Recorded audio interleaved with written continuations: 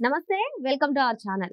కూటమి ప్రభుత్వం అధికారంలోకి వచ్చి దాదాపు 7 నెలలు అవుతుంది. మరి ఈ 7 నెలల్లో కూడా అభివృద్ధి సంక్షేమంతో ముందుకు వెళ్తుందని చెప్పవచ్చు. కానీ ప్రతిపక్ష పార్టీ అయిన వైసీపీ ఎప్పుడు ప్రెస్ మీట్ పెట్టినా కూడా అసలు జగనన్న ఉండి ఉంటే ఈ విధంగా జరిగేది అంటున్నారు. మరి గడిచిన 5 ఏళ్లలో ఏం అభివృద్ధి జరిగింది? నిజంగా రాష్ట్రం అభివృద్ధి పదంలో దూసుకెళ్లిందా? తెలుసుకునే ప్రయత్నం చేద్దాం. దీన్ని పూర్తిగా విశ్లేషించడానికి మనతో పాటుగా ఉన్నారు ప్రముఖ ఆర్థిక, సామాజిక, రాజకీయ విశ్లేషకులు మధుసూదన్ రెడ్డి గారు. వారిని అడిగి తెలుసుకుందాం. సార్ నమస్తే. సార్ నమస్తే అమ్మా. సార్, గడిచిన 5 ఏళ్లు కూడా వైసీపీ ప్రభుత్వంలో రాష్ట్రం అభివృద్ధిలో దూసుకెళ్లిపోయింది అని చెప్పి ఆ నేతలు చెప్తున్నారు సార్. అదే విధంగా గత 5 ఏళ్లలో కూడా 17 మెడికల్ కొత్త కాలేజీలు వచ్చాయి. అదేవిధంగా 10 ఫిషింగ్ హార్బర్లు వచ్చాయి. 15,000 సచివాలయాలు నిర్మించారు. ఇలా పుంకాలుగా మేము అభివృద్ధి చేశామంటూ వాళ్ళు వైసీపీ కీలక నేతలు కానివ్వండి, ఎవరైనా సరే ఇవి చెప్తున్నారు. మరి నిజంగా గడిచిన 5 ఏళ్లలో అభివృద్ధి అంతలా జరిగిందా సార్? ఇవన్నీ కూడా నిజంగా వచ్చాయా? నేను అనేది సరేనమ్మా. తెచ్చితే రిబ్బన్ కటింగ్ ఎందుకు ఓపెన్ చేయలేదా? నువ్వు తెచ్చిన ఓపెనింగ్ ఎందుకు చేయలేదా? రుషికొండ మీద నువ్వు ప్యాలెస్ కట్టుకొని ఓపెన్ చేయించుకున్నావు కదా. నువ్వు తెచ్చినవే అనుకుందాం, కాసేపు పక్కన పెడదాం. తెచ్చినవే అనుకుందాం. నువ్వు రిబ్బన్ కటింగ్ చేసి ఓపెన్ ఎందుకు చేయలేదా? దాంట్లో స్టాఫ్ రిక్రూట్మెంట్ నోటిఫికేషన్లు అయ్యా. సింపుల్గా ఒక కాలేజీ పెట్టాలంటే డాక్టర్లు ఉండాలిగా, ప్రొఫెసర్స్ ఉండాలిగా. నోటిఫికేషన్ చూసాము 5 ఏళ్లలో. రాబాయ్, కట్టిన మాట వాస్తవం కాదని నేను అంటాంలే అనను కూడా. వాటి వర్త్ ఆఫ్ వాల్యూ ఎంత చెప్పమంటాను, అది చెప్పరు. ఈ మాటలు ఎందుకు?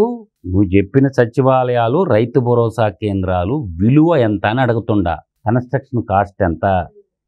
మీరు యాళ్ళు రూపంలో దొబ్బిన 839 కోట్లకు మించి ఎక్కువ ఏమన్నా చేస్తే నాకు చెప్పండి.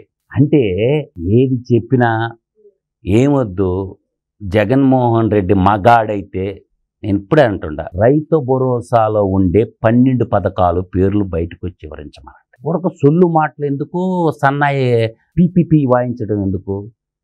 నవరంధ్రాల పథకాల్లో ఒకే ఒక్క పథకం రా. వాళ్ళలో వైసీపీ వాళ్ళకి సిగ్గు, మానం, మర్యాద ఏదన్నా ఉంటే, కొద్దిగా అంతన్నా ఉంటే, ఒక్క రైతు భరోసాలోనే 12 పథకాలు ఉంటాయి కింద. ఆ 12 పథకాలు చదివి కేంద్ర ప్రభుత్వం ఇచ్చినటువంటి 6,000, రాష్ట్ర ప్రభుత్వం 7,500 కలుపుకొని 13,500 ఇచ్చారు. దాంట్లో కేంద్రం వాటా 6,000, రాష్ట్రం వాటా 7,500. అంటే ఓవరాల్గా ఏది కలుపుకున్నా మన జలగన్న ఇచ్చినటువంటి అమౌంట్ వాల్యూ ఆ 7,500 35, 37,500. రిమైనింగ్ బ్యాలెన్స్ అమౌంట్ ఇచ్చిండెవరు? కేంద్ర ప్రభుత్వం. ఆ మాట ఎప్పుడని చెప్తారా? కేంద్ర ప్రభుత్వం 6,000 ఇచ్చింది, మా జలగన్న ఇచ్చిందేమో 7,500. పెద్ద ఘనకారంగా చెప్తాడు ఆయన. మిగతా 12 పథకాలు వాటి గురించి మాట్లాడేమే. ప్రతి నియోజకవర్గానికి ఒక్క ఫుడ్ ప్రాసెసింగ్ యూనిట్ పెడతానన్నాడు. ఎన్ని కట్టాడమ్మా? 175 నియోజకవర్గాల్లో. చూపిస్తారా సిగ్గులేని మీ బతుకులకే? తర్వాత ప్రకృతి విపత్తు నిధులు, ధరల స్థిరీకరణ నిధి, బోర్లు, ఏది బోర్లు వేస్తా అన్నారు. ఏ నియోజకవర్గంలో ఎన్ని వేసిండో చెప్పనమ్మా. కొన్ని ఓడిపోయిన ఎమ్మెల్యేలు, నేను అనేది ఒక్క రైతు భరోసానే చదవండి, మిగతా ఏం చదవద్దు.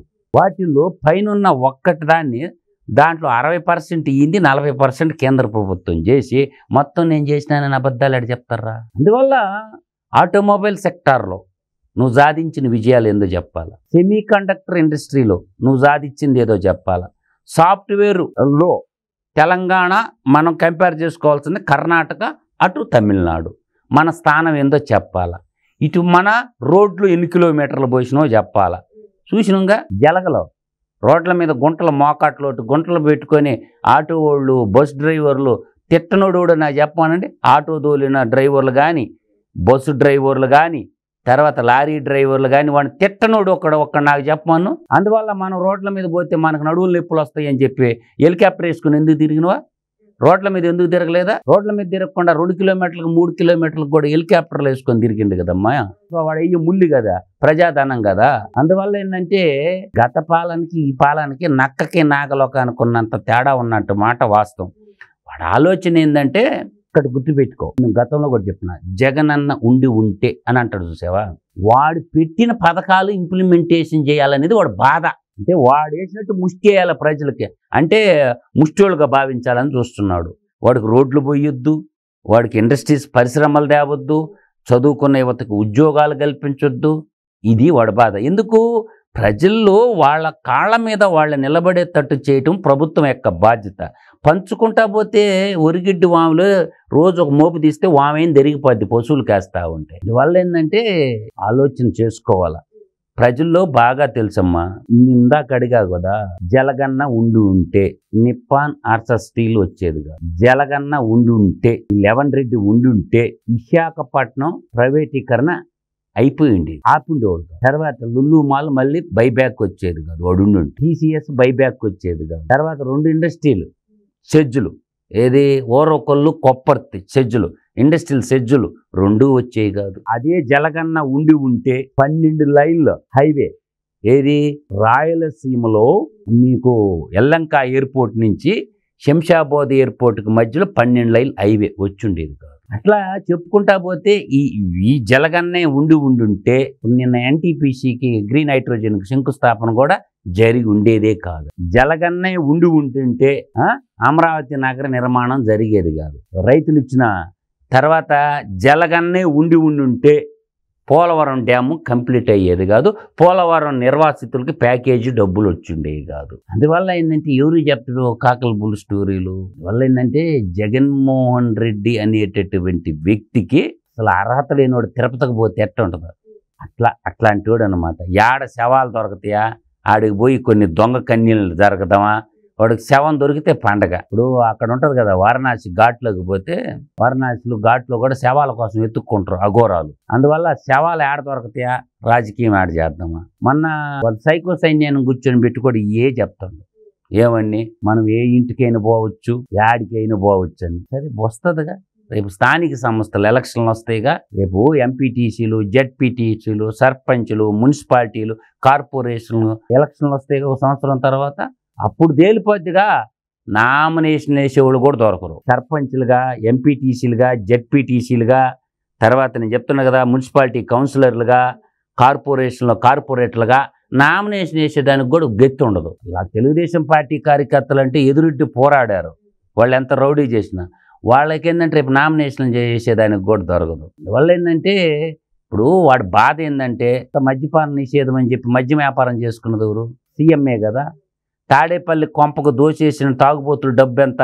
31,500 కోట్లు ఇచ్చేసి వెనక్కి లావు అయిపోయినవు కదా. ఇప్పుడు 31,500 కోట్ల రూపాయలు ఒక్క లిక్కర్ దాంట్లోనే తాగుబోతులు మోసం చేసి డబ్బు రిటర్న్ ఇచ్చేసి ఏడ దాచిపెట్టిన ఆఫ్రికాలో డబ్బు, ఆ డబ్బు ఏడ దాచిపెట్టిన ఆల్రెడీ ఎంక్వైరీ షురూ అయింది కదా, బయటకు వస్తుంది.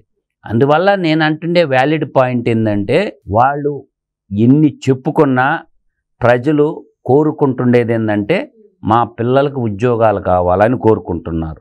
ప్రభుత్వం వచ్చి 7 నెలలు అయింది. నేను ఏ ప్రభుత్వాన్ని బిడ్డ పుట్టాలంటే 9 నెలలు నిండాలా, 9 నెలలు కావాలా బిడ్డ పుట్టాలంటే 270 రోజులు కావాలా. వాళ్ళు ఒక ఇల్లు కట్టాలా, సామాన్యుడు ఒక ఇల్లు కట్టుకోవాలన్నా కూడా కనీసం 6 నెలలు పట్టద్ది. 6 నెలలకి మిన్నిరిగి మీద పడిపోద్దా. 18 నెలల తర్వాత చూడు ఎన్ని రిబ్బన్ కటింగ్లు చేస్తాడు. రేపు మార్చి నెల ఆఖరికి ఒక బిల్డింగ్ రిబ్బన్ కటింగ్ జరుగుతుంది అమరావతిలో. ఆ తర్వాత ప్రతి 3 నెలలకు ఒక రిబ్బన్ కటింగ్ జరుగుతానే ఉంటుంది. అందుకే మన పరిపాలన కాలంలో శంకుస్థాపన లేకపోయా, ప్రారంభోత్సవాలు ఉన్నాయా? మీరు చూశారు ఎవరన్నా? శంకుస్థాపనలో ప్రారంభోత్సవాలు ఏమన్నా అవుపాడినాయి గడిచిన 5 ఏళ్లల్లా? కనీసం గ్రామీణ ప్రాంతాల్లో వాళ్ళ సర్పంచులకు నిధులు ఇచ్చారా, కేంద్ర ప్రభుత్వం నిధుల? వాళ్ళ సర్పంచులు బయటకు వచ్చి మాట్లాడమనండి. ఆ పంచాయతీలకు నిధులు ఇచ్చింది ఎవరు? ఇప్పుడు వచ్చిన కూటమి ప్రభుత్వమే ఇచ్చింది నిధులు. అందువల్ల ఏంటంటే ఏకస్వామ్యం నియంతృత్వానికి కాలం జరిగిపోయింది. వాడు ప్రజాస్వామ్యం అన్న సంగతే మర్చిపోయినాడు.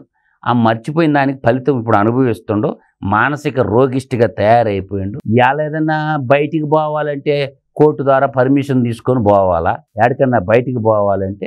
అందువల్ల ఆయనకి సినిమా ఉండదు. నాకు తెలిసినంత వరకే ఎలక్షన్ నాటికి కూడా ఆ పార్టీ కూడా ఉండదు. కాంగ్రెస్లో మెర్జ్ అయినా ఆశ్చర్యపోవాల్సిన అవసరం లేదు. ఎలక్షన్ నాటికి అన్న వదిలిన బాణం పార్టీలో ఈ అన్న పార్టీ మెర్జ్ అయిపోద్ది. ఆ పార్టీకి ఏమైనా అధ్యక్షుడు అవుతాడేమో, కాంగ్రెస్ పార్టీలో పోయి మెర్జ్ అవుతాడేమో. ఆ ప్రయత్నాలు ముమ్మరంగా చేస్తున్నాడు. ఎలక్షన్ నాటికి పార్టీ ఉంటుందో ఓడద్దో అది చూసుకోమని ముందు. ఆ పార్టీ ఉంటుందో ఓడద్దో కూడా తెలియనటువంటి అయోమయం పరిస్థితుల్లో ఉన్నాడు. కాబట్టి జగన్మోహన్ రెడ్డి గురించి నిత్యం ఆలోచించేదానికంటే రాష్ట్ర అభివృద్ధి కోసం ఏమన్నా మంచి పనులు చేయాలా, సలహాలు సూచనలు ప్రజలు ఇవ్వండి. మీకు కూడా మేధావితనం ఉంది కాబట్టి గవర్నమెంట్కి మంచి సూచనలు సలహాలు ఇవ్వండి. జగన్మోహన్ రెడ్డిని మర్చిపోయింది. వాడికి రాష్ట్రానికి పట్టిన చీడ పేడ పురుగు. వాడి మిడతల దండు వల్ల విముక్తి కలిగింది అందరికీ. వాడి మిడతల దండు ఏం చేసిందో మనం చూసాం. ఆ మిడతల దండు సామాన్యమైంది కాదు, ప్రజల్ని పీల్చి పిప్పి చేసేవి. వాడిని జగన్మోహిని రెడ్డి అంటారు, వాడిని జలగన్న అంటారు. జగన్మోహన్ రెడ్డి కాదు వాడి పేరు, జలగన్న, లేదంటే జాన్ పాల్ రెడ్డి అని పిలుచుకోండి. మరి గత 5 ఏళ్లలో కూడా జగన్ ప్రభుత్వం ఉండగా చేసిన అభివృద్ధి కార్యక్రమాలు అని వారు చెప్పుకునేవన్నీ కూడా అవాస్తవాలని చెప్పి సార్ చెప్తున్నారు. మరో అంశంతో మళ్ళీ కలుద్దాం. Thank you sir.